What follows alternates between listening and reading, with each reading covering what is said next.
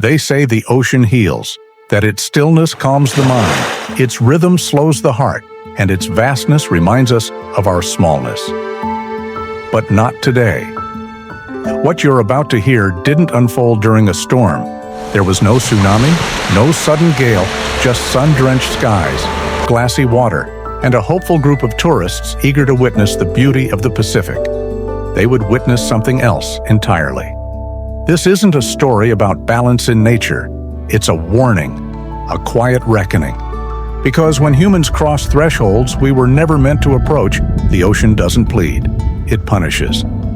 That morning, Sienna Rhodes stepped aboard the Pacific horizon, camera in hand, heart full of dreams. A passionate wildlife photographer, she'd chased beauty across continents. But this trip, to see killer whales in their natural element, meant something more. Nathan Cole, the expedition guide, had taken this journey dozens of times. At 38, he was seasoned, reliable. He believed he understood the ocean's predators. But what happened on this voyage shattered that belief. Because orcas don't forget, and they don't entertain. When they strike, it's with purpose.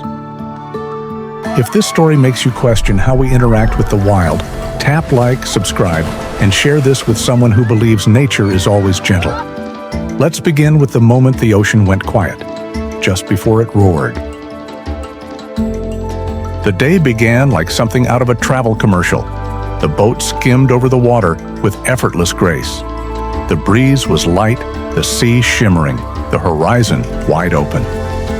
Around 20 passengers stood at the rails, scanning the vast blue for a glimpse of black and white dorsal fins. Among them was Sienna, camera poised, eyes alive with anticipation. From Alaska to Africa, she had captured nature in motion, but this was different. Wild orcas, no tanks, no enclosures, just raw, free power. Nathan, standing at the bow, offered calm commentary as he always did. Orcas, he explained, were among the ocean's smartest hunters, tactical, social, and passed down knowledge like ancient secrets.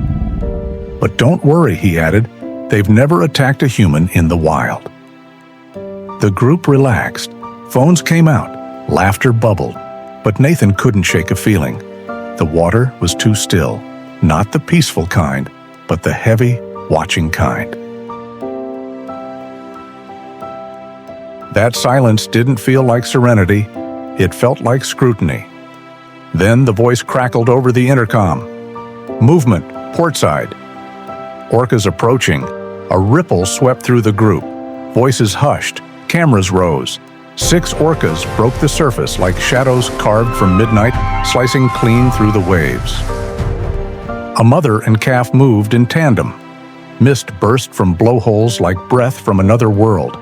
Sienna fired her shutter, capturing moments no photograph could ever fully honor. But Nathan wasn't looking at the spectacle.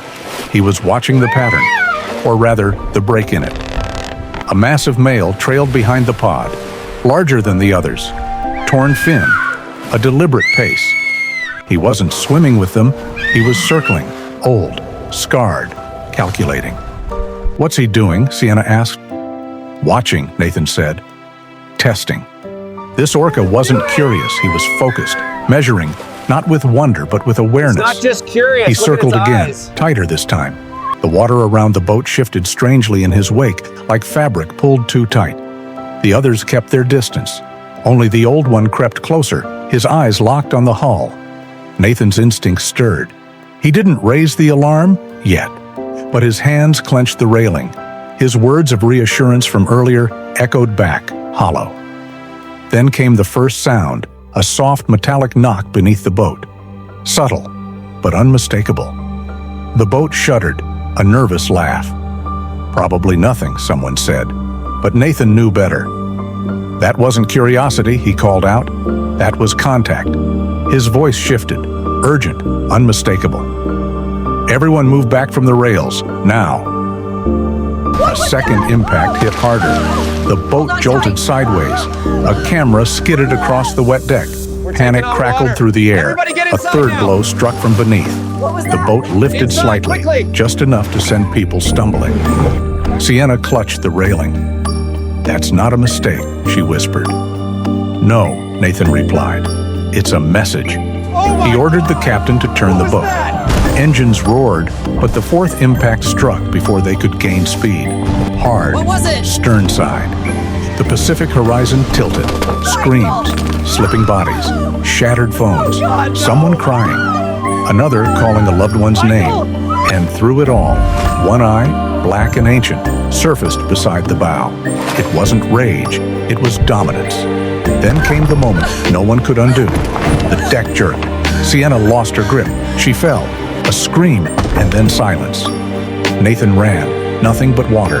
Endless blue water. No hand, no sign. Just waves. Then the old orca surfaced. Close. Too close. Their eyes met, briefly. And in his wake, a red bloom. Thin at first, then spreading. Nathan's breath caught. His belief in safety, in predictability, in harmony. It dissolved. Nature doesn't care for lectures. They had crossed a line. The pod was gone. The boat limped back toward shore, its hull bruised, its passengers pale and broken. There was no official report, no body, no funeral, just a name. Sienna Rhodes, dreamer, explorer, claimed not out of hatred, but by something older, unbending, unforgiving. Nathan never returned to the sea, because beauty demands a price, and that day it took everything. Do you still believe orcas are harmless? Or have we ignored the signs for too long? If this story left you breathless, you're not alone, because the ocean has memory. And one day it may ask you what you did with yours. Like, share, subscribe, before the waves come knocking again.